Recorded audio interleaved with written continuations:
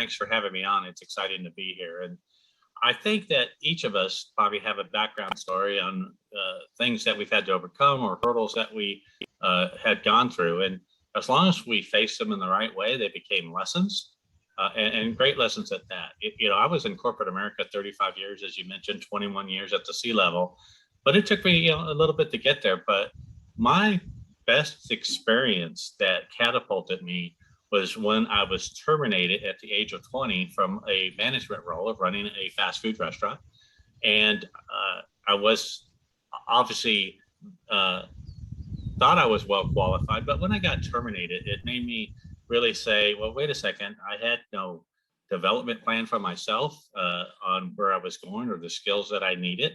I had no vision, and no one else working with me on these things as well, that it really made me take a step back. And I always tell people that I read the book, The 1 Minute Manager. And boy, it's just like, one, it's a great and simple read. I think I read it once a year, just a refresher. And that's really what I would say is a transition from a manager to a leader. And I started putting those practices in place, catching people doing something right, earning their trust and respect, that I could do a 1 minute reprimand. Didn't take more than that. Sharing the vision constantly, those type of things, that it catapulted my success where I went next, where I won Manager of the Year. And as I grew and as I then started focusing on other people's success, mine came naturally. And in fact, I put that in my LinkedIn profile because when you really truly learn about servant leadership, it's not about me. It's about, if everything's built correctly and I focus on others reaching their goals through their development, I don't have to worry about my own. Well, that's awesome, man. And really, that's what I find so interesting. Obviously, you've taken something, in essence, complex, right, and made it very simple, right? Because obviously, we always look at, my entrepreneurs and the individuals that listen. I know that they're in a leadership position, right? But we always wonder, how can we do a little bit more? What's that 1, 3, 5, 6% growth to be able to always constantly be improving ourselves, right?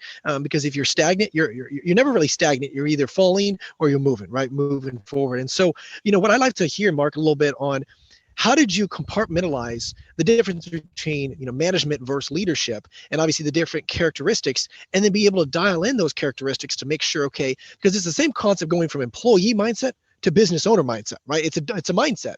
And I'd love to hear a little bit more of how you were able to switch that mindset from a management to leadership and what that looks like for you.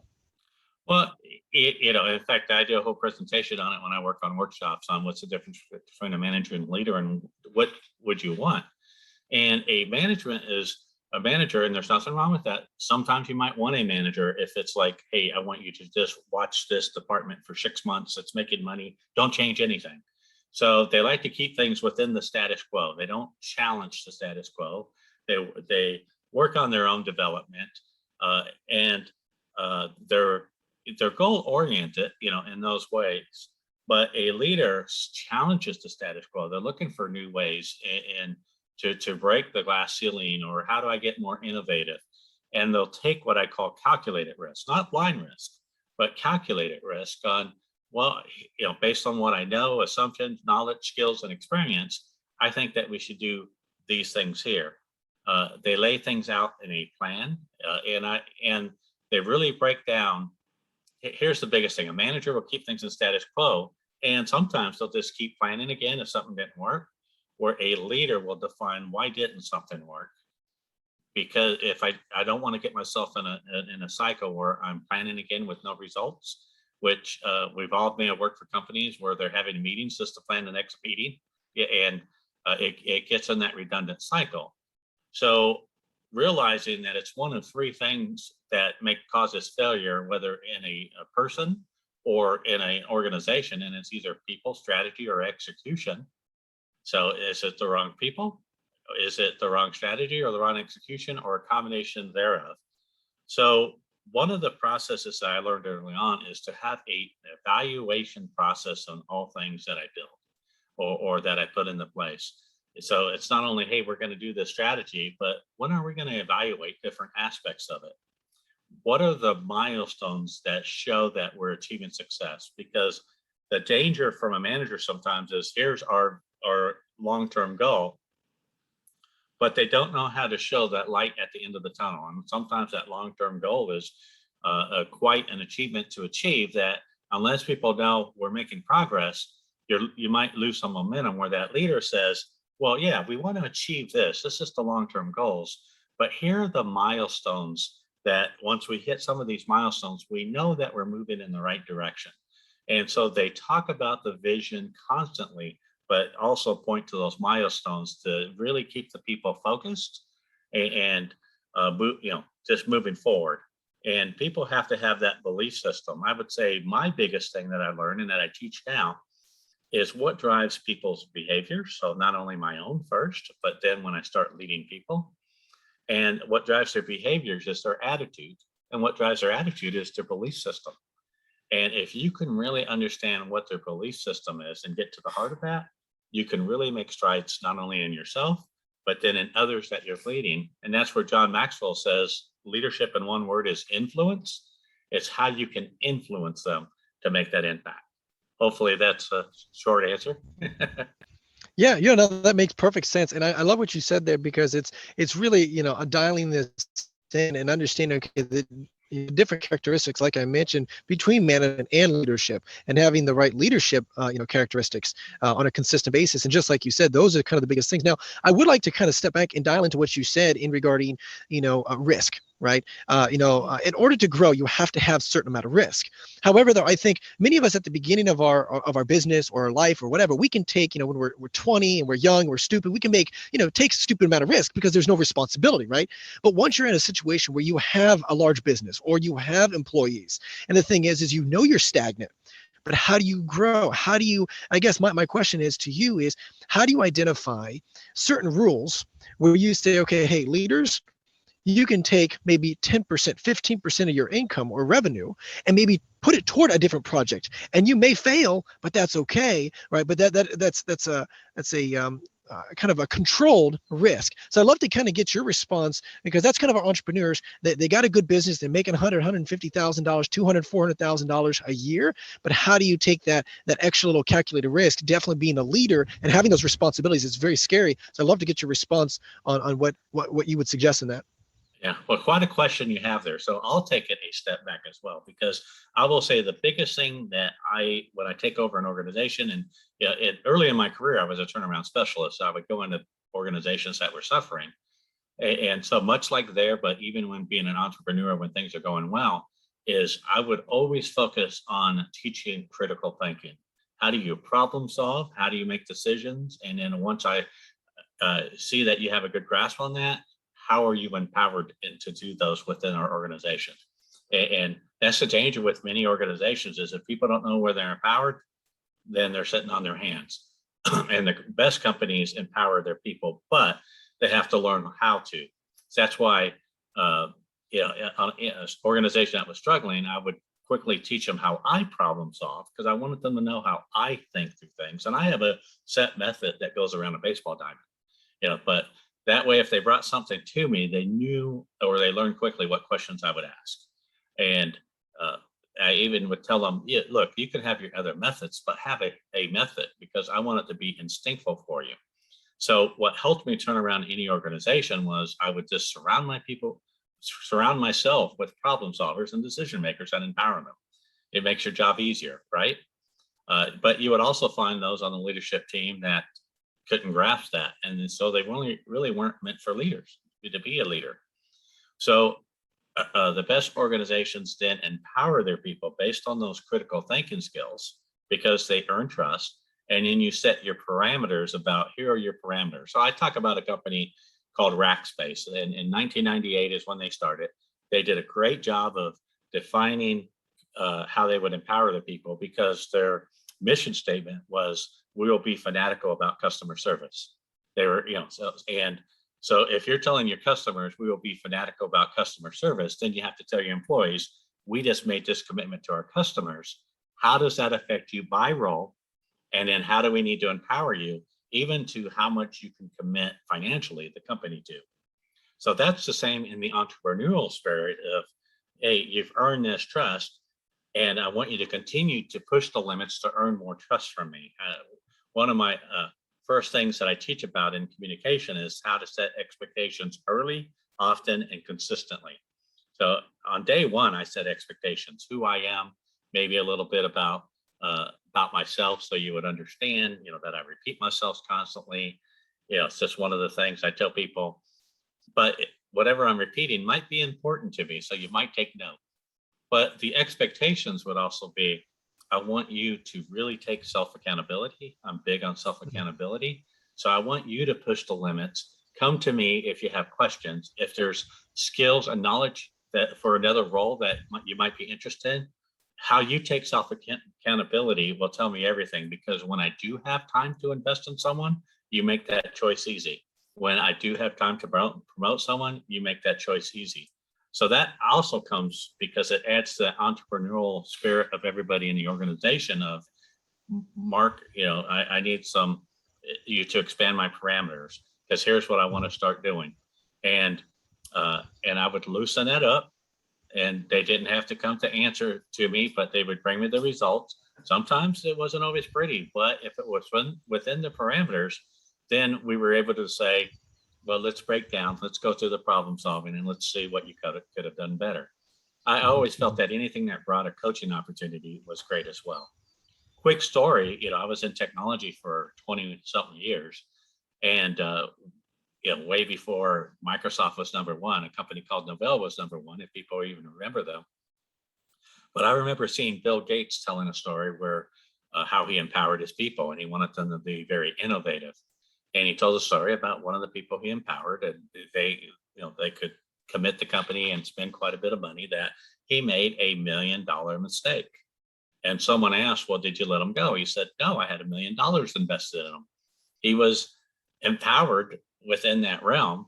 And it happened to be the same guy that created Windows 95, which catapulted us to number one. So, wow.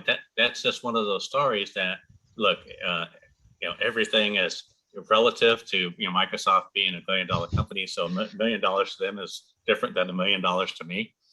But you can see how he always pushed that innovation and creativity, that that same person is who created Windows 95, which took Microsoft to number one.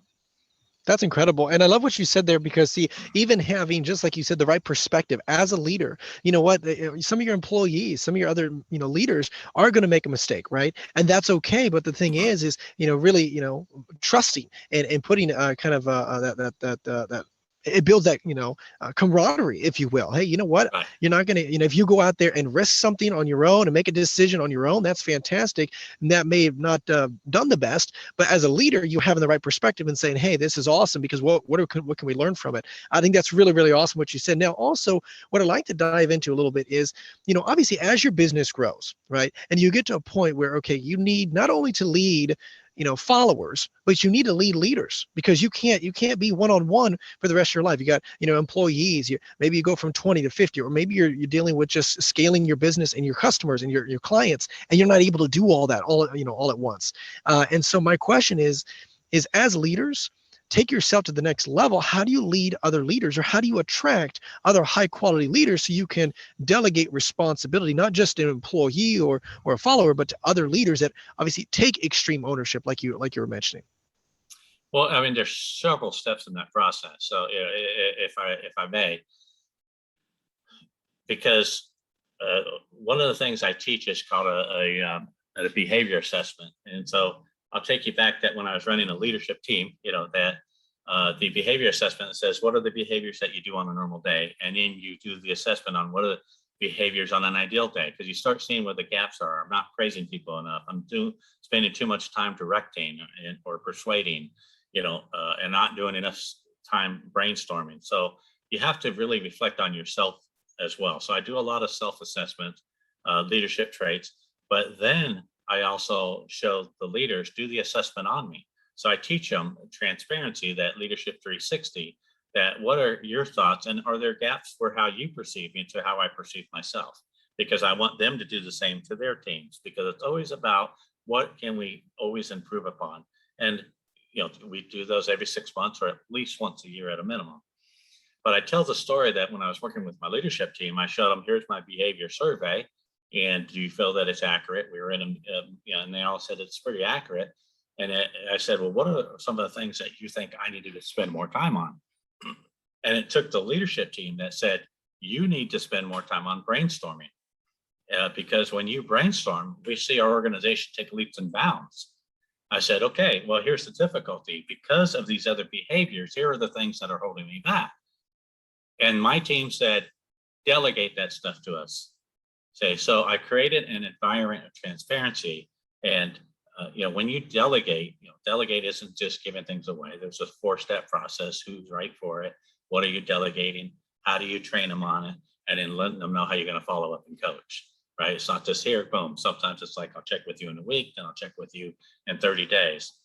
But it's also creating that environment that I want others hungry of, why are you giving Jim more responsibility? What can I take over from you? And I would tell people that, let me just say it this way. I would tell people on day one, look, I want to tell you that I play favorites because I won't deny it when you go home and complain. But I play favorites based upon how coachable you are, based upon your self-accountability, based upon your behavior modification when I correct you. You'll be my favorite, that I want to spend time where my energy benefits me and the organization. And if you ever notice that I'm not giving you enough energy or giving someone more, please feel free to ask, because then we can have that conversation. And so, because I would tell them my energy is important to me. So it's always all about the environment that you build, that you want those people hungry. I have a saying that's in one of my books, or a statement or quote, whatever you call it nowadays, that says, people have an innate hunger to be led. Whether they know it or not, they're looking for leadership. And I always say that as leaders, we have a responsibility to understand what that means, because they will follow even the wrong leaders to mass suicide, right? So what that responsibility is, the expectations, the culture, which is the environment that we create, that creates that hunger more. When I want people that want my time, want my coaching, and want to take more responsibility by saying, delegate to me and show me that they can take it, because on day one, I talk to them about self-accountability. And sometimes when I tell them, well, you know what, why you weren't considered is because I haven't seen any self-accountability in yourself. What have you done to show me these things? Yeah, and what have you done to correct it? So everything is about environment. I even tell them on day one, I manage by rewards or consequences. I would love to manage by rewards all day long, but there will be consequences.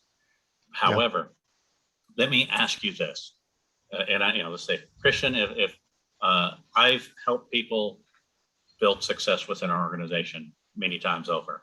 If I see something that you're doing that I think is detrimental to your success, would you want me to point that out to you? And on day one, everyone says yes.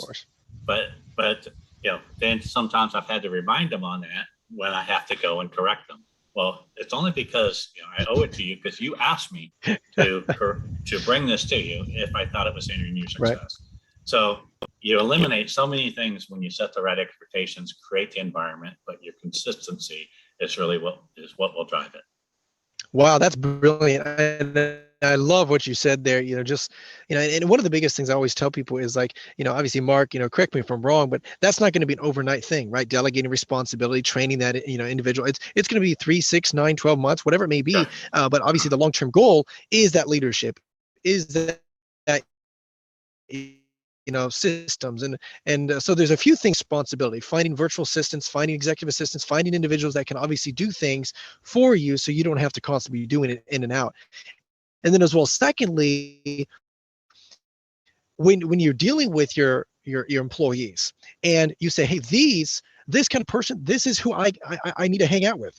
And if you want to be that person, fantastic, right? Setting that right expectation. I love what you said. I never thought of that. And then what happens is the right A players will say, okay, if you need me to be accountable, staying in late, doing this, doing that, wonderful. Now I am, and now I'm qualified. And then guess what? The right people will rise to the occasion. And I just thought that was really brilliant. Because then what happens is you have a system that automates it, because the right players will rise to the top. That's really, really awesome. And so let's dial in a little bit further in delegation as well. Okay.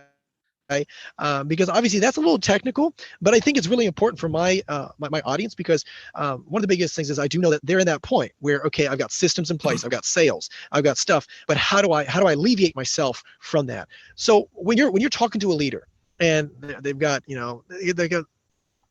they're not in their scope of genius, right? They're not a Right. visionary. They're not focusing on the bigger things. How do you help them? What that process look like to alleviate themselves from that so that they can take their time and focus, all their time, 100% of the time on the top 4% of activity. Well, some of the things that we're going to speak of may be so basic, but they actually do work. Okay. So, we all seen the four quadrants, right, of time management. What is important and urgent, what is, all the way to number 4 to what's not important and urgent. And unfortunately, a lot of people spend more time in quadrant 3, which are more task oriented things, and less time in quadrant 2, which is it's not urgent, but it's important. So one of the things that I implemented is a simple to-do list that whether it's electronic or in paper, but I'm like, let's start tracking what you're doing each day and then roll it over. But at the end of the day, I have the 4 quadrants at the end of the to list.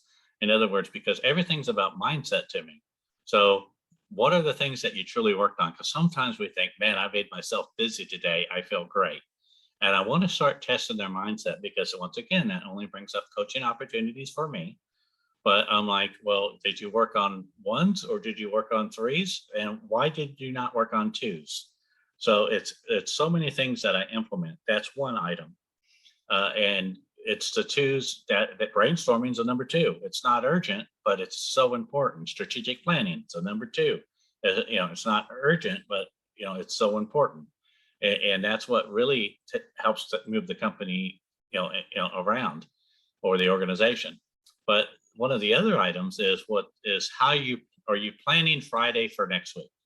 And it's a simple thing. And in fact, look, it comes from the book, The Rockefeller Habits by Vern Harnish. So I didn't have to reinvent the wheel. There's great tools out there. But I speak to what was successful for me and I teach it as well to others to say, here's a great resource. But it's what are the top 5 things you need to do next week? But when you start talking about your top 5 on that document, it's to move the business forward, to work on the business, not in the business. Don't tell me that you need to do a purchase order. That's working in the business. But what are the top 5 things you need to do next week on working on the business? And first thing I emphasize is you don't have to have 5. If it's 2, if it's 3, but they're very impactful, have those. And we share that, and we used to share it at 4:00 every day with my leadership team that everyone would hear everyone's top 5. And we did that for several reasons. One, it builds self accountability, but also peer to peer accountability. I wanted that first team environment that other peers would hear what you're working on, and sometimes even challenge you of, Christian, you've had that on your list 4 weeks in a row. Is there, and one, I would obviously coaching opportunities. What is it that you're struggling with there? You also would, but so it also builds collaboration, which is important. So as leaders, you want your first team environment, which is to not be afraid to be transparent, because when you are, it opens up collaboration. Hey, you know what? I'm working on something similar, or I had an idea that's close to that. What can we do there? When you get 2 people that are innovating together, what a bonus, right? And so it's always just teaching that mindset, but to testing it. In other words, I can tell you, here's the mindset, but I had those tools that would help me to test it. Let me see your to-do list. Let me see how you're working it. Let me coach you through it. But on the top 5, I would see that, every week. And we would, post it on a SharePoint site that everyone had access to them. So it wasn't anything that was hidden. And we even color code it, red, yellow, green. Green is done. Red means you hadn't started it. And yellow means you're in the process. But we really start challenging each other, There's a book called 5 Dysfunctions of a Team, great book. And it teaches about when a team has dysfunction, but a functional team really starts with trust, because after that, then they realize that conflict is actually good, not bad. It's okay to disagree. It's okay to have different opinions, because after that, then it starts to build collaboration, and it builds all the way up to results at the top of the pyramid. And So we would work that environment because we would teach that if you disagree how to do it, it has to be professional. You don't go groveling behind someone's back. And if you do, that other person needs to say stop. And if you have a problem with Christian, you need to have a first team conversation. So we even adopt that into our vocabulary. So if I came to you, Christian, and said, "Hey, Christian, I need to have a first team conversation," you would know that I'm bringing something to you that I may be a little uncomfortable, but we both agreed to the first team rules that we're going to do that for the better of the organization. And it just builds that environment of self accountability and peer to peer accountability. And when you're able to disagree but work through conflict as an agreement, your plans become so much more strategic and fleshed out better. That's awesome. And I mean, there's just so many so many, like, obviously, even with, like you were saying, just the way you structure it on, hey, giving some good feedback, right? Instead of just going out there and say, well, you're so stupid. I always thought you were stupid. We shouldn't even hired you, right? It's saying, hey, you know what? I like your approach. I like you're comfortable enough to be able to share your approach. But I think maybe this is the reason why you're inaccurate, right? Or whatever it may be. And I think that's just really, really awesome.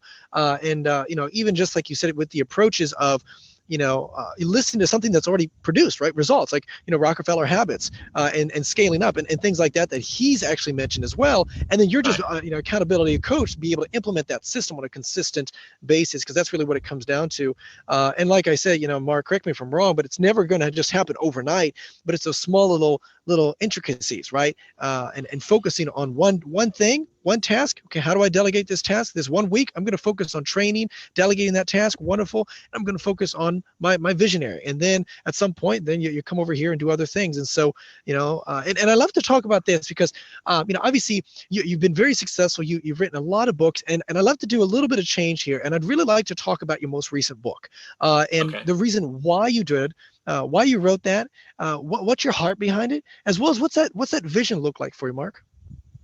Well, I mean, my most recent book is called A Script for Aspiring Women Leaders, Five Keys to Success. So, and I've mentored aspiring women leaders for over 25 years. So, and one of the stories I tell, there's many things that got me really passionate about women in leadership, but I tell the story about when I was at Turnaround Specialist, there was an organization, it was an owner of one location of a bit larger franchise organization that was $500,000 in debt, about ready to close the doors. But went there, quickly assessed the leadership team, all the things that I talked about.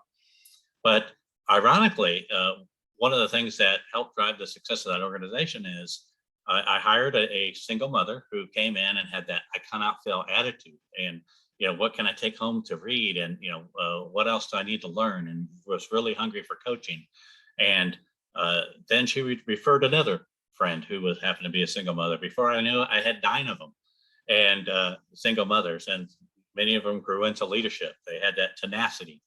And the other things that it helped me develop, that I had the perspective already, but it really helped me grow, is that women have both emotion and logic.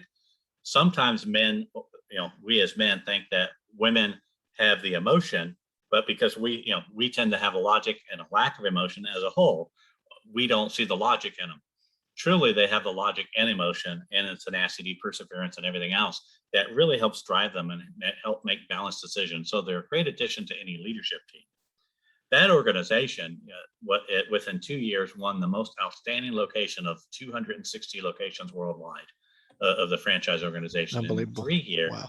In 3 years, that owner sold that location for $12 million.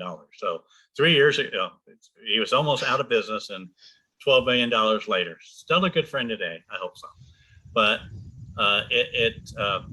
then over time, there were so many instances where I would just come across several women who started in a role that may have been entry level. I can name 2 of them that were my personal admin. They got hired as administrative assistants, and I always made it a point to coach my administrative assistants, meet with them. We had a once a week thing that I would coach them, and I just believe in development plans for everybody, right? Got to have a development plan. I want to see your hunger for it too, as well. See, a lot of the things I do because I think they're right, but I'm testing you as well. I want to test if you're hungry. And these ones, I'm like, you have a lot of skills, have you thought about expanding yourself to leadership?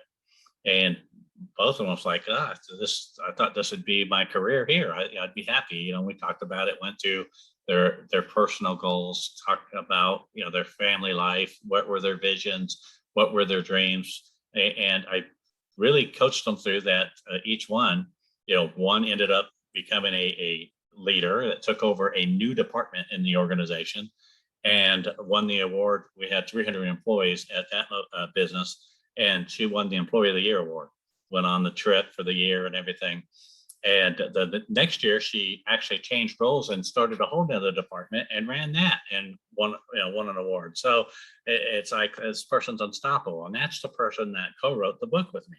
So A Script for Aspiring Women Leaders, because she would say, but over the years, I've just had the benefit because I learned through the processes too. So over that 25 years, I took what I developed, because it goes in stages, 5 stages, because I learned that at first we had to talk about and the name of the first chapter is define what you will live by. So to me, everything starts with your values. So what are your personal values and goals? And what is your personal mission statement? Because that's your reason for existence. And why I teach that, and we dive in deep, and there's assessments in my program.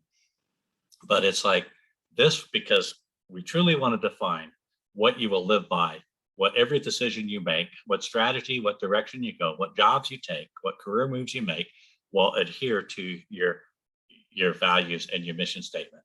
And then we start defining their personal goals and their and then on chapter 2, it's define what you will live for. What are you going to go out and attack? So we do some assessments on your skills and traits, so you understand the gaps. We do some goal setting personally and professionally, so you understand, here are the things I believe I need to develop on, and that's what I'm going to live for. Now in chapter 3, I actually slow them up a moment, because I found that they're so hungry, they want to get out there, but boom, when they face adversity, some want to just give up. And adversity usually comes close to home. It may be the spouse or a family member that says you're taking time away from your family, or do you really think you could do it? Everyone thinks they're doing good when they're the devil's advocate, and they come out. And so I define about how to create a support network. And the great thing about women leadership groups is, there's a lot out there, and a support network can be only women. I do also teach to go check out your Chamber of Commerce's. Sometimes it could be you need some things from a community college group. But there's a quote out there that's anonymous, that behind every successful woman are other successful women who have her back. So they truly do a good job on supporting each other. And there's a lot of great support networks out there. So in the book, it teaches how to define what ones are around you, and even in a virtual environment, they don't have to be in your city, but then how to go evaluate them, how to have that meeting to see if they do match up, that you could put them in your development plan, your action plan that maps out what skills you're going to learn, who you're going to learn them from, and at what time frames.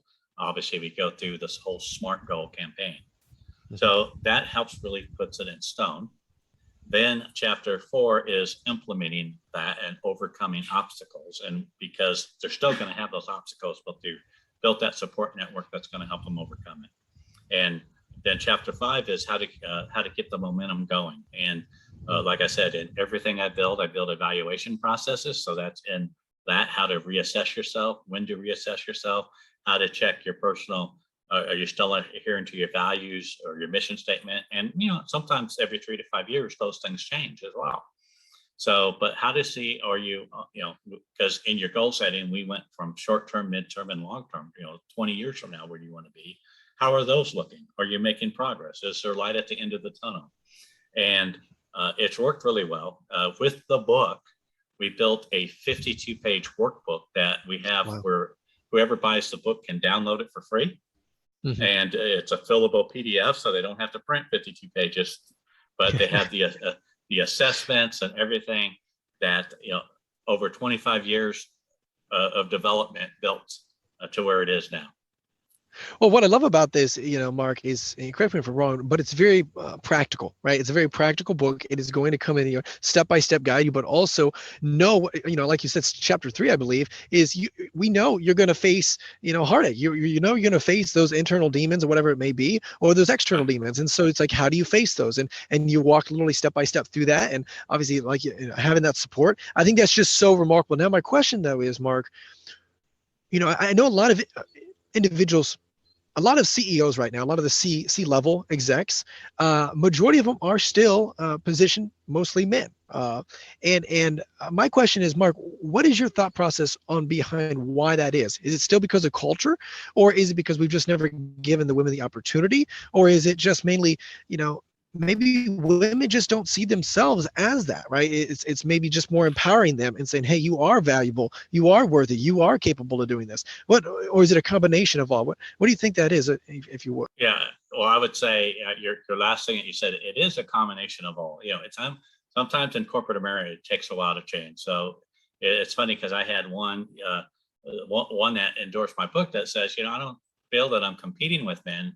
I feel that we have our unique skills, and I'm like, you do, and I agree with you there. However, but let's look at the stats. Women make up 50% of corporate America, but only 20% of upper management, 10% of C-level, and 5.1% of the CEOs of S&P 1500. So data doesn't lie, and really when CEOs move on, it only shows that the pipeline is 10% women because that's who makes up the C-level. You usually don't take someone that's below a C-level and move them right to CEO, although you may, but not likely. And so there's still that gap for development. I do believe that people are starting to see and develop, organizations I've worked with and have embraced and found the women in leadership. So it's a combination of several things. I think the women, just like anybody that I teach, I'm like, you have to make it known what your desires are. So whether you're male, female, I even speak about that in my Millennial book as well. How to define what your desires are and how to make yourself recognized as well. So there's a process to that. I even teach about when you're being interviewed, go in knowing the company's mission statement, what their values are, and what their strategic initiatives are, and ask how you think you could be a match to that and help that grow. When I'm interviewing someone, I say, tell me, I really appreciate that your values are these things. Here's where I lived that value in the organization before. So how do you get yourself recognized? Self-accountability, when you're saying, hey, Christian, what are some of the skills that I can learn that really helps our organization with this strategic initiative? I really want to make sure that I'm on point. When I'm saying that and getting questions like that, I'm like, I want to invest in this person.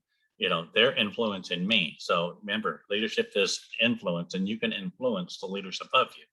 And how do you put that into place? And so we speak about it in that a script for aspiring women leaders, and in my Millennial book as well. But also how to hold yourself professionally. It's funny, but just last week I was with a high-level squadron in the Air Force that, and it was all males in the group, but they're a bigger, they're an advisory, so they're very high level. And they said they only have 2 women in their whole squadron. And they also spoke to how they were like, we need more. These women are great with their responses. They don't hold it against anybody that they're the only 2. They don't say, oh, well, because I'm one of 2. No, they teach themselves as a leader themselves, and that they've earned the right. But they say we can see that sometimes when they push back, their tenacity, perseverance, and their balance of logic and emotion helps us sometimes see some things from a different perspective, and that we've not always changed drastically what we've done, but we've adjusted it to where we made it better. So it's just embracing that environment. We just need more people speaking about it as well. Yeah, definitely. And I think what's so interesting, like you said, is I mean, we all understand that having a different perspective is extraordinarily powerful, right? Because again, that's what a mentorship, that's what, obviously having diversity in your company and so forth, and even obviously having different political parties. That's the whole goal of capitalism as well as America, because we fight, but we're fighting in the same direction, if you will. But just journey's a little bit slightly different. But at the end of the day, it's like we still want to accomplish greatness, right? And but also coming into, like you were just saying, in retrospect to women and men, it's not that we're fighting against. I think a lot of times culture likes to say, oh, we're women and then men have to be disentangled or whatever, and it's not men over women. It's hey, you know what, we're interdependent. We can go out there and build something incredible. And just like, obviously, certain things that are facing our country and our world and so forth, it's like, hey, we have to have the best minds thinking about this one project, and we got to stop thinking about male or female. It's more of, hey, how do we solve this problem together? And I think that's what's so interesting about obviously what you talk about, and obviously your book as well, and really empowering women to do that. Now, my question is also, it's like, okay, how do you talk to those women that maybe they don't see themselves, like let's say, for example, I do know that as well, you know women at a very young age, they start having kids, right? And I know sometimes that may be an impediment, but how do you mentor someone, because I would imagine you have mentor someone that has as a married life or has as kids, but also has a very successful career, because I do know that some of our audience, not as many, but some of our audience, they're in that situation. And how do you balance that? Is there such thing as a balance? Or obviously, what do you suggest in those women to obviously partake in both of those very time consuming commitments, if you will? Well, I mean, I do believe in work-life balance, and sometimes that's hard to achieve. Sometimes, depending on the moment, we all go through crises or priorities as well. That one's the priority more than the other. That type of stuff. But first of all, sometimes I've had the women that, uh, especially early, that they have children. That they're not quite sure if they're made for leadership, and that's why we do the soul searching. And it's in the book. It tells a story, uh, and and in fact, it's a woman that has a young child. And so when we talk about values and we talk about vision, it's like, well, let's talk about some of the things you do with your child. And we go through some of the things. How do you teach your child this? How do you goal set with your child? And you start teaching. See, what we're talking about in business, you're already doing with your family and with your child.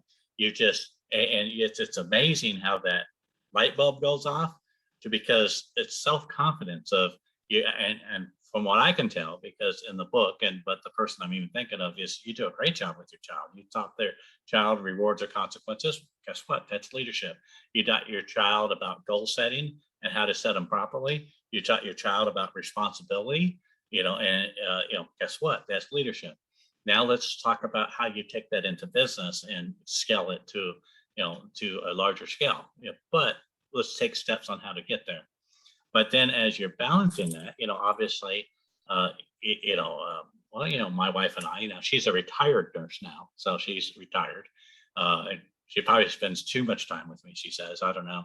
But, with that being said, it's like you have your career, I have mine. And so we too talk about how to have those conversations in the book as well. In fact, one of the obstacles that the person has, she has to go to one of the women in the support networks, and in fact, two of them, to get what they went through and how they had to push through that. Because sometimes, just like at work, you need to have honest conversations. You need to have that at home. What are we striving to? What's important to both of us is our family, but also our careers are important. And what does that mean? And what is our vision and our goals that we're going to? Because we can talk about, hey, we want to own rental properties and those type of things, and those are personal goals. But to realize it takes both of us to work then to get there.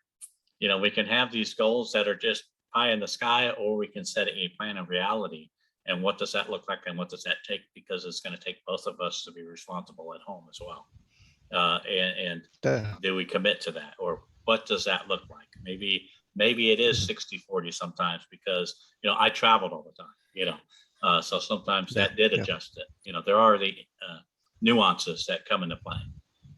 That's awesome. That's awesome. And I love what you were saying there because I mean, obviously, like you said, it is an interdependence, right? Just even with you and your wife, it's like, hey, you know what? And one of the things I've also discovered a little bit, and I think you could kind of participate as well in this and in this regard, it's when you're at work, you're 100% at work. You know, you're not dealing with stuff at home. When you're at home, you're 100% at home, and that helps to me, it's not about, a quantity of time, right? Oh, I got to spend, 4 hours every single day with my kids. Right. It's more of, okay, you know what? Hey, I may spend an hour a day. That's okay. But I was 100% present and I was 100% playing basketball with them, whatever it may be. And same thing with that work. Hey, you know what?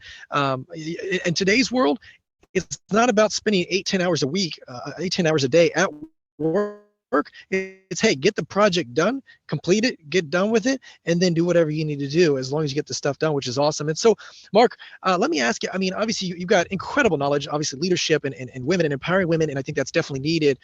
How can they reach out to you, Mark, reaching out to having a conversation, buying your book, just getting to know you and what you stand for? How can they reach out to you, Mark? Well, I mean, my website is markvillareal.com. So that's usually a great starting point. You'll see, you can send me an email. My phone number's there. Yeah, I even give, free 30-minute consultation if you want to consult, but also my books are on Amazon. You're welcome to follow me on LinkedIn. I know that I'm maxed out as far as connections, but you can still follow me. I do a lot of posting and blogging on there as well. But I also have a Facebook page. And for the women in leadership, the aspiring women in leadership, we also have a group called the Women in Leadership Challenge. So if you look for that and ask to join the group, you can see the additional things that we put out, but it's also women helping women as well. So we have the challenge that we give some free trainings up there as well and provide other resources. That's awesome. That's awesome. And guys, that the description or that link will be actually in the description below. So you can take a look at that, click on that. And I would highly recommend, just reaching out to Mark and obviously, consuming of his content as well as, getting access to just his brain, his knowledge, his wisdom in this. Now, Mark, explain a little bit about the challenge as well, because I think that is really, really remarkable. And actually having someone step process with that, just seeing the value in that. Love to get your response on the value of that challenge and why they should go out there and get involved with that challenge. Well, here's why they should go out because a lot of times it's like, yeah, I can do that. And then as you start getting it, you allow something to overwhelm you. And so there's two things. One, you have the support of my co-author, Crystal, and I on what we built with the challenge. You have access to, first thing we give you is a download of your assessment. But then, we talked about the workbook as well. But we actually take you through a overview of the 5 chapters. So we do 5 days of training. Each day is on a different chapter of the book that gives you the concept. So we really, anything that we can do that help break it down instead of as this is a little overwhelming. Because really, as you start engaging, and then as you participate with others who are engaging, you start seeing, I can do this. Because once again, it starts with your belief system that's going to drive your attitude, that's going to drive your behavior. And so we wanted to break something down that we understand that we wanted to build that confidence in your belief system. That's awesome. And Mark, one of the things I always find so interesting is that, and I think it's interesting with everybody, right? Men, women, they go through life, and specifically women as well, because we're talking about them. But it's like, oh, nobody's had to deal with the situation I'm in, right? Oh, nobody's had to go through what I had. And then what happens with these challenges a lot of times, and this, this support community, is you start realizing that other women are going through the same problem, same issue, same difficulty as you are, which then allows you to open up and say, oh, wow, then what did you do? How did you do it, right? And being able to overcome these challenges. And I think, guys, I would highly recommend reaching out to Mark, going and actually getting involved with his challenge, being around that community, because what that will do is open up doors, but it will also open up your belief system, allowing you to change it, adjust it, and say, oh, wow, that's what's been holding me back. And so, Mark, I really just appreciate what you've been able to bring to our audience. I know that's been very valuable to me, and I know that's going to be very, very valuable to our audience as well. So thanks so much. I really appreciate your time, bud. Well, thanks for having me. It's been a pleasure. Awesome. Thanks so much.